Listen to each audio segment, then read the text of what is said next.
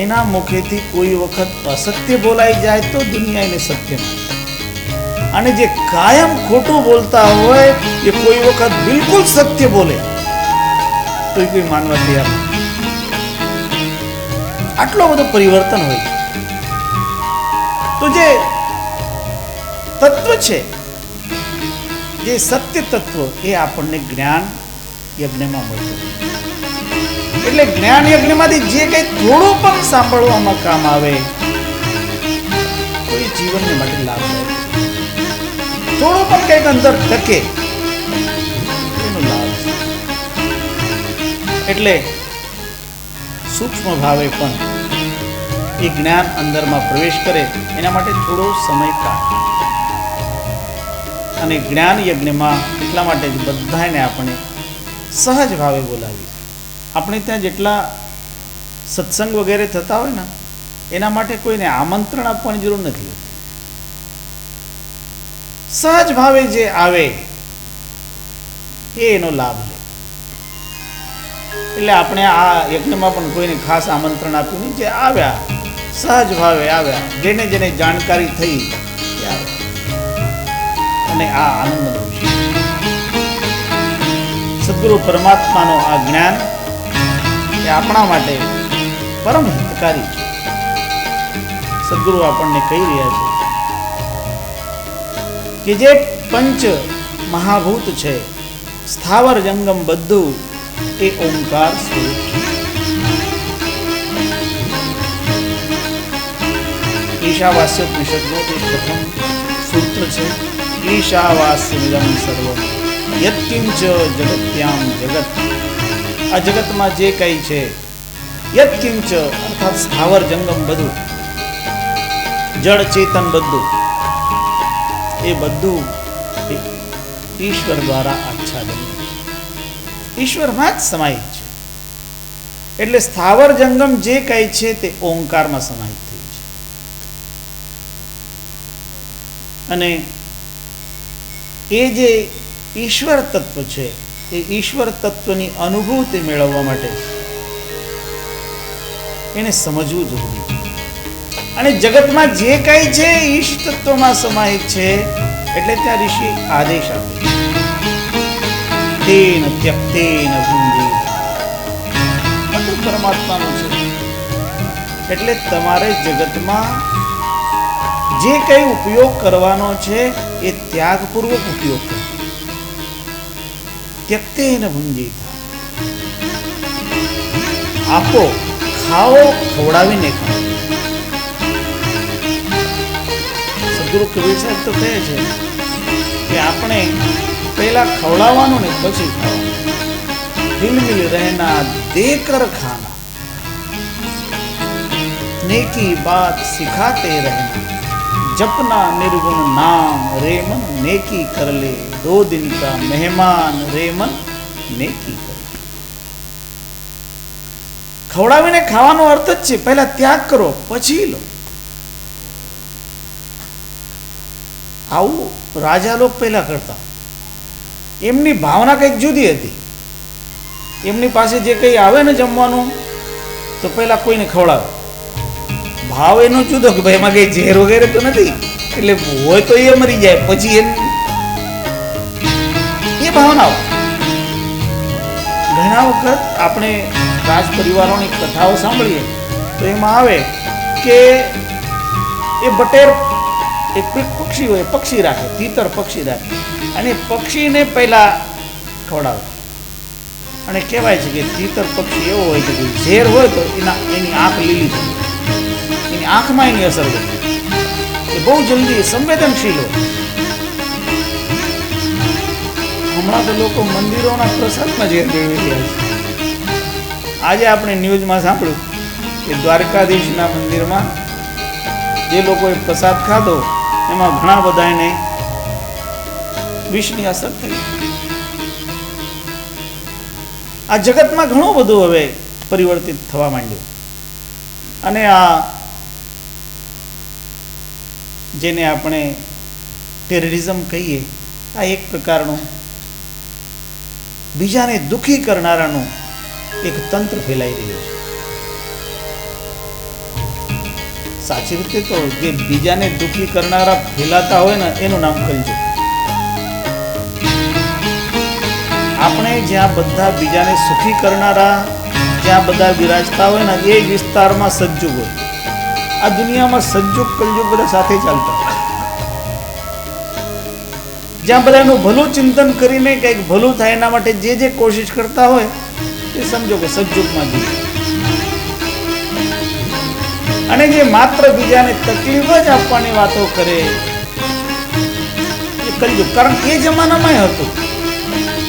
આપણે વિચાર કરો, રામાયણ કાળનો વિચાર કરો.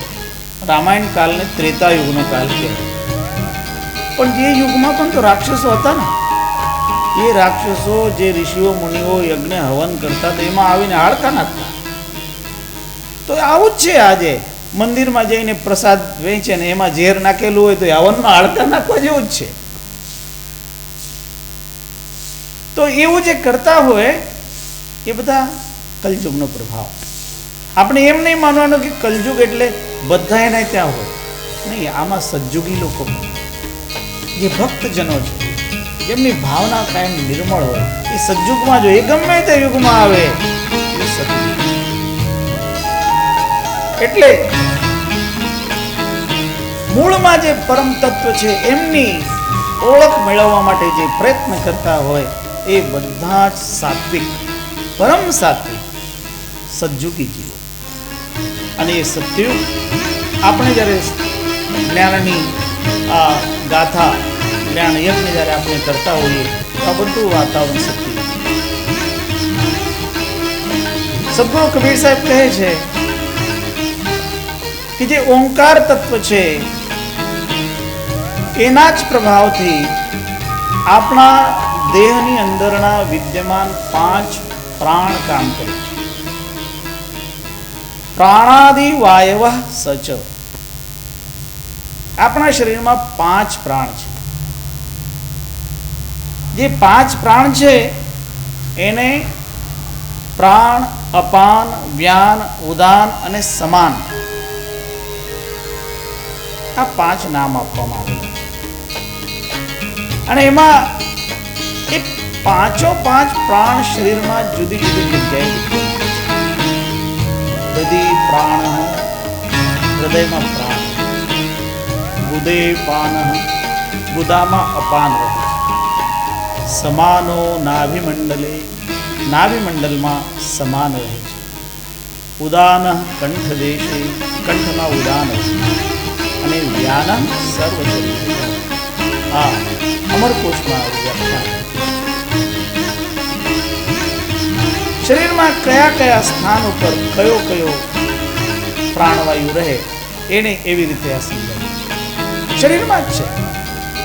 આખા શરીરમાં આ પ્રાણવાયુના જુદા જુદા કાર્યો છે. પ્રાણવાયુ જ્યારે હૃદયમાં આવે તો એ ત્યાં આપણા હૃદયને પુષ્ટિ પ્રદાન કરે, આપણા રક્તનું શોધન કરે. પછી એના જ પ્રભાવથી બધી જગ્યા પ્રાણવાયુનો સંચાર થાય આપણે જાણીએ. તો એ પ્રાણવાયુ પણ ઓંકાર તત્વ છે.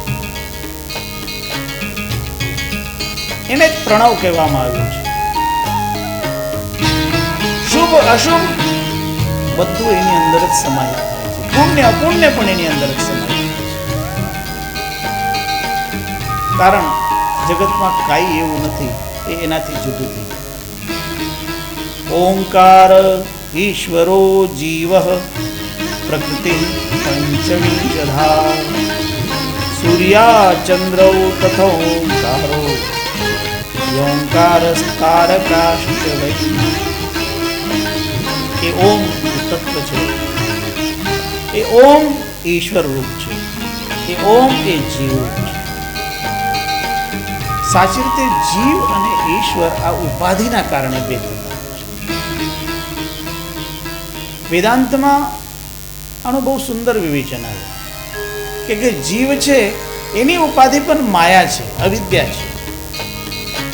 પણ એ જે અવિદ્યા ઉપાધિ જીવ સાથે છે એ મલિન સત્વ પ્રદાન કરે છે. અને ઈશ્વર સાથે જે અવિદ્યા ઉપાધિ છે એ શુદ્ધ સત્ય બેની ઉપાધિ માયા. એક માયાને આધીન છે અને એક માયાને આધીન રાખે છે. ફરક પણ બે સાથે માયા જોડાયેલી છે. એટલે ઈશ્વર અને જીવ આ બે ઓંકારની અંતર્ગત. એક જગ્યા કબીર સાહેબ જુદી રીતે કહે. કબીર સાહેબની એક રમૈની છે બીજકમાં. જીવ રૂપ કે અંતરવાસા અંતર જ્યોતિ તીન પ્રકાશા ઈચ્છા રૂપ નારી અવતરી તાસુ નામ ગાયત્રી ધરી તેહી નારી કે પુત્ર તિન ભયવું ब्रह्मा विष्णु महेश्वर नाम फिर ब्रह्मा पूछल महतारी को तुर पुरुष के करी तुम नारी तुम हम तुम और न कोई तुम ही सो पुरुष हम ही तोरी जोई. પછી ત્યાં સાખ્યા બાપ પૂત કી એકય નારી એકય માય બિયા ऐसा पूत सपूत न देखा बाप ही चीने धाय. બહુ સુંદર કબીર સાહેબ ત્યાં કહે. જીવ રૂપ એક અંતરવાસા અંતર જ્યોતિ તીન પ્રકાશા. એ જીવ રૂપ તત્વ બધાની અંદર વિરાજમાન છે અને બધાને પ્રકાશિત કરે. અને એ જ જ્યારે મૂળ તત્વ છે એની જ્યારે ઈચ્છા થઈ તો એની ઈચ્છા દ્વારા એક નારીનો જન્મ થયો. એનું નામ ગાયત્રી. ઈચ્છારૂપ નારી અવતરી તાસુ નામ ગાયત્રી. એ જે ગાયત્રી એ જે આદિશક્તિ કે એમાંથી 3 દીકરાઓ છે. એ કયા 3 દીકરા? તે નારી કે પુત્ર તીન ભયો બ્રહ્મા વિષ્ણુ મહેશ્વર નામ. એ આદિશક્તિ ગાયત્રીના 3 સંતાન થયા અને એ 3ના 3 નામ. એકનું નામ બ્રહ્મા, એકનું નામ વિષ્ણુ, એકનું નામ શિવ. પૂછલમાં તારી એમાંથી બ્રહ્મા માતાને પૂછે કે હે માતા, તું કોની પત્ની છે ને તારો પતિ કોણ છે? फिर ब्रह्मा पूछल महतारी को तोर पुरुष के करी तुम તમારો સ્વામી કોણ છે ને તમે કોની સ્વામીની છો અર્થાત પત્ની છો, પ્રિયા છો? ત્યારે ગાયત્રી એનો જવાબ આપે. દીકરાને ગાયત્રી જવાબ આપે. કેવી રીતે? તુમ હમ તુમ ઓર ન કોઈ. માતા પુત્રને કહે કે તું અને હું અને તું, એના સિવાય બીજું કોઈ નથી. પુત્ર બ્રહ્મા અને જે નારી છે એ ગાયત્રી. એટલે ઘણી જગ્યા ગાયત્રીને બ્રહ્માની પત્ની કહ્યું છે. ઘણી જગ્યા તમે આ સાંભળ્યું હશે કે ગાયત્રી એટલે બ્રહ્માની સાથે જોડી દેવામાં આવે. એ ગાયત્રી જ કહે એને કે તું અને હું અને તું, બીજું કોઈ નથી. ત્યારે કબીર સાહેબ કહે છે હવે બાપ પૂત કી એકય નારી, बाप पूत की एकय नारी एकय माय बियाय ऐसा पूत सपूत न देखा बाप ही चीन है. बाप पूत की एकय नारी. હવે આશ્ચર્ય કરવા જેવી વાત. કારણ જ્યાંથી આ નારી ઉત્પન્ન થયો, એનો પ્રાકટ્ય થયો, એમાંથી 3 સંતાન પેદા થયા અને એ નારી